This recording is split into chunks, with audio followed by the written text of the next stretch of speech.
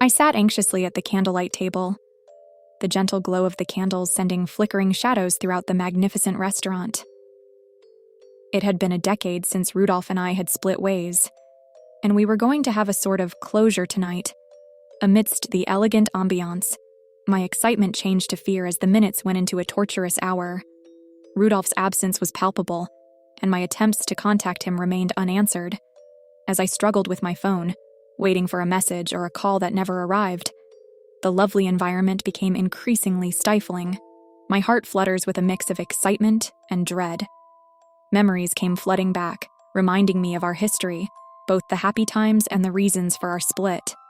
Despite the passing of time, the possibility of seeing Rudolph again evoked a flurry of emotions in me. The restaurant was humming with laughing and clinking glasses, a dramatic contrast to the discomfort in my stomach. I fidgeted with the napkin, taking looks at the door with each passing minute, waiting for Rudolph. My excitement changed to concern as the hands of the clock advanced inexorably. My rising discomfort was reinforced by Rudolph's absence and his lack of response. The air surrounding me was thick, tinged with a lingering unease that cut through the exquisite facade of the restaurant's attractiveness. Hope and apprehension coexisted, putting a pall over what was supposed to be a touching reunion. I was caught up in a tornado of emotions, unsure whether this encounter would provide closure or unearth buried feelings that I had been trying to let go of for years.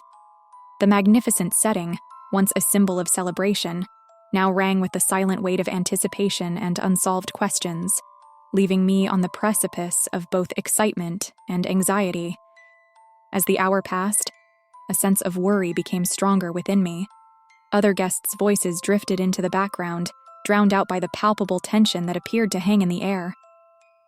The peaceful ambiance was disrupted by an unexpected outburst of turmoil. A ruckus at a nearby table drew everyone's attention. As I watched a man driven by rage rise with a gun in hand, my heart thundered in my chest.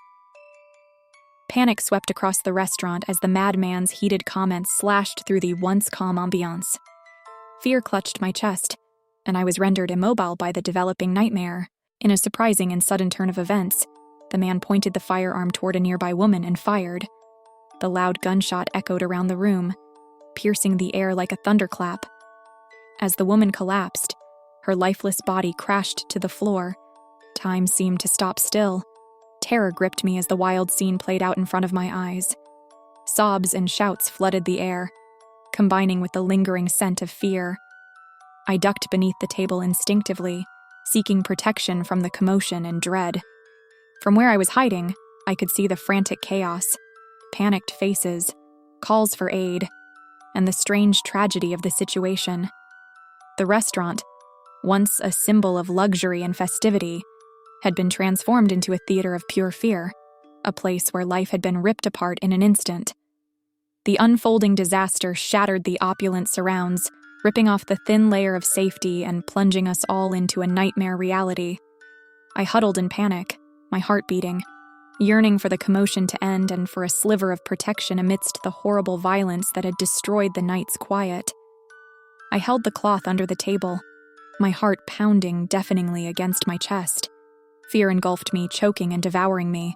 Screams, gunfire, and shattered glass echoed around me, creating a terrible cacophony that drowned all reasonable thought. I watched in terror, through tears, as the unimaginable tragedy unfolded in front of me. The assailants' rage spared no one, and in the midst of the mayhem, Rudolph, my ex-husband, came. His arrival, which had been a ray of hope, quickly turned into a nightmare when the assailants' vicious intentions met their target. As the assailant's gun found Rudolph, the horrific sound of a shot echoed in the mayhem. My breath stuck in my throat. Time froze to a halt as my thoughts struggled with the horror of seeing the guy I once loved, betrayed by senseless violence. Tears flowed down my cheeks as a flood of emotions washed over me. Anguish, horror, and a paralyzing sensation of powerlessness. In the midst of the chaos, I felt stopped in time, stunned by the situation's utter severity. The air was thick with fear and anguish as Rudolph lay unmoving, a gloomy testament to the senseless tragedy that had occurred. My heart shattered as I cowered beneath the table, tears mingled with the anguished silence within me. The restaurant, which had previously been a refuge of refinement and delight, had now become a battlefield of terror and despair. In the midst of the commotion, I had an overpowering sensation of powerlessness, hoping fervently for safety and the end of the nightmare. In those desperate moments, I clung to the hope that someone, somewhere, would intervene and bring this horrible ordeal to an end. My heartbeat matched the panic that possessed me, and I huddled beneath the table, haunted by the horrible reality that had broken the semblance of normalcy, leaving me immobilized in fear and despair. The loud commotion persisted, imbuing the once elegant eatery with an unfathomable dread aura. I huddled beneath the table, frozen by terror, and stunned by the terrifying series of events that had occurred so quickly. Rudolph's lifeless body lay in front of me, a sorrowful victim of a senseless act of violence. The bizarre nature of the image gnawed at my spirit, engulfing me in a flood of anguish and despair. Tears ran down my face, mingling with quiet sobs within me. A terrible symphony of misery and despair continued around me, a cacophony of horror and panic. The assailant's spree had devastated lives, leaving us all in deep shock and sorrow. I felt helpless, as if I were stuck in a nightmare from which there was no way out. The shattered glass and scattered furnishings bore testament to the harsh reality that had ripped through the restaurant's elegant facade. I remained hidden, shaking hands and a heavy heart, unable to fathom the horror that had unfolded before my eyes. The once exciting reunion with Rudolph has now devolved into a sorrowful parting, marred by tragedy. Once hoping for reconciliation, the shattered parts of our past now lay scattered amidst the misery that had torn through our lives.